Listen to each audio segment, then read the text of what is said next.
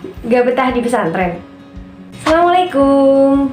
Bismillahirrahmanirrahim. How's life? I hope you are in a good condition. Pasti sekarang yang ada di pikiran kalian adalah perasaan capek, galau, stres, gak punya temen, homesick. Itu sih ya yang paling pasti, homesick. Nah, dan rasanya hidup di pondok tuh ribet banget ya. Mulai dari ujung kepala sampai ujung kaki itu ada aturannya. Dan akhirnya setelah muncul berbagai macam pikiran di otak dan hati kita, muncullah satu solusi yang dirasa paling tepat di saat-saat kayak gini. Dan itu adalah pindah sekolah. Nah, kenapa pindah sekolah? Kita beranggapan dengan pindah sekolah kita akan memulai awal yang baru dengan lingkungan yang baru dan meninggalkan permasalahan ini di pesantren. Kita tinggal nih jauh-jauh masalahnya. Padahal dimanapun kita berada, kita pasti bakal ketemu sama yang namanya masalah, apalagi dalam hal beradaptasi. Jadi sebelum kalian buru-buru mutusin mau pindah sekolah, simak video ini sampai akhir dulu, oke? Gak betah di pesantren, itu adalah sesuatu yang sangat-sangat wajar. Dan semua orang dengan titel alumni pondok pesantren pasti pernah mengalaminya. Baik itu di awal, di tengah, ataupun di akhir-akhir kalian mau lulus pesantren pun kalian pasti akan tetap ngerasain yang namanya gak betah. Tapi buktinya, orang-orang yang dulunya ngerasain gak betah, ngerasain I'm stuck in here, aku terjebak dalam situasi yang sama, mereka baik-baik aja tuh keluar.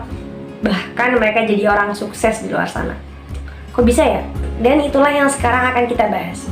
Gimana sih cara beliau-beliau para alumni pondok pesantren bisa jadi orang sukses di luar sana? 4 faktor yang bikin kamu nggak betah di pesantren dan cara mengatasinya. Yang pertama, lifestyle.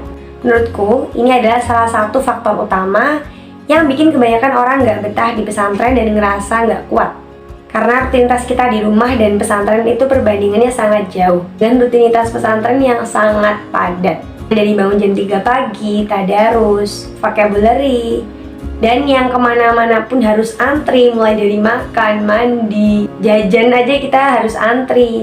Dan malamnya ketika kita di rumah bisa langsung istirahat dan terserah mau tidur jam berapa, ditentukan jam malamnya sendiri. Jadi kita nggak boleh tidur di atas jam malam itu dan nggak boleh tidur di bawah jam malam itu. Jadi harus pas jam malam itu. Alasan kenapa pesantren mengatur jadwalnya sedemikian rupa, karena pesantren ingin mendidik kita menjadi pribadi yang disiplin, on time, dan produktif. Karena nanti itulah yang akan kita hadapi di dunia nyata. Dengan jadwal kesibukan yang sangat padat, kita dituntut untuk disiplin dan on time di setiap waktunya. Jadi jangan merasa terbebani dengan padatnya jadwal di pesantren, karena itu adalah salah satu langkah kecil yang sudah kita lakukan untuk diri kita di masa depan. Yang kedua, kita belum terbiasa dalam bersosialisasi. Nanti di awal-awal perjuangan kita akan mulai nyari sosok si temen yang bisa diajak ngobrol, yang sefrekuensi sama kita, seru diajak main, dan jadi teman curhat kita kapanpun dan dimanapun. Karena ketika di pesantren, keluarga kita adalah teman kita. Dalam perjalanan nyari si teman ini, yang harus kita lakukan adalah berusaha memahami karakter dan sifat teman-teman orang-orang di sekeliling kita. Jangan pernah meminta mereka buat memahamin kita, tapi kita yang harus memahami mereka. Dengan begitulah kita bisa dapat banyak teman yang percaya sama kita nantinya. Ini juga termasuk salah satu bukti kenapa pesantren disebut dengan replika kehidupan. Karena nanti di masyarakat kita juga akan dituntut untuk memahami tetangga-tetangga kita, atasan kita, rekan kerja kita. Jadi kita diajarkan untuk bersosialisasi dari dini. Mungkin ini akan agak susah di awal, karena harus menyesuaikan sikap kita, mengurangi egois kita, keras kepala, dan sifat-sifat negatif lainnya. Terus nanti ketika kita udah dapet si temen ini, kita harus sering-sering introspeksi dan tanyakan ke dia, apa sih kira-kira sifat negatif yang masih harus dihilangkan. Terus kalau misalkan nih kalian nanti di awal-awal perjalanan mondok kalian tuh belum nemu teman yang sefrekuensi dan enak diajak curhat, it's okay. Jangan putus semangat, jangan putus asa, karena itu wajar. Aku pribadi pun baru bener-bener bisa dapet teman deket yang bisa nyemangatin aku buat tetap semangat mondok itu setelah beberapa bulan aku di pesantren. Jadi jangan give up, tetap semangat karena kamu pasti bisa nemuin temen yang sehati dan sefrekuensi sama kamu. Yang ketiga, tempat tinggal. Kalian akan menemukan kasur kalian ukurannya cuma 8-10 cm, lemari yang mungkin setengah dari lemari kalian, kamar mandi yang kecil, makanan yang gak selezat masakan bunda, dan banyak hal yang gak akan kalian temuin di rumah. Saran aku, inilah saatnya kita untuk belajar bersyukur. Karena seperti yang kita tahu bahwa hidup itu gak selalu di atas, tapi akan sesekali di bawah. Dan nanti ketika hidup kita di bawah, kita gak akan kaget dan putus asa, tapi kita akan tetap semangat buat terus memperjuangkan kehidupan kita. Dan ini dia, kita sampai di bagian terakhir, homesick alias kangen rumah. Banyak yang bilang kalau kita dimasukin pesantren itu berarti orang tua kita ngebuang kita. Aku juga nggak tahu ini desas-desus dari mana, tapi yang jelas ini salah besar ya.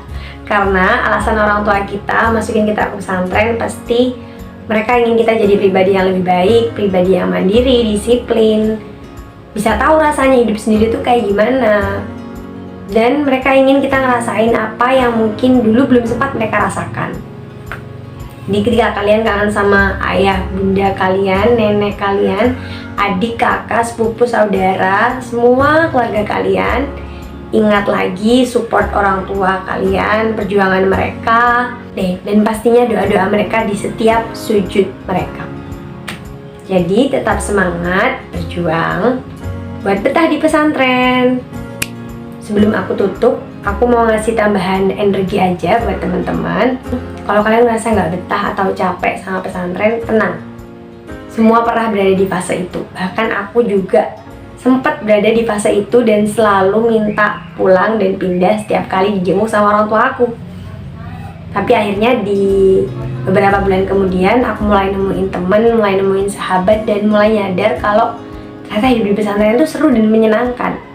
Jadi jangan putus asa sekarang karena banyak banget orang-orang yang udah ngelaluin ini dan mereka semua berhasil di luar sana. Jadi tetap semangat. I pray the best for you. Assalamualaikum. Oh iya, jangan lupa ya subscribe and comment.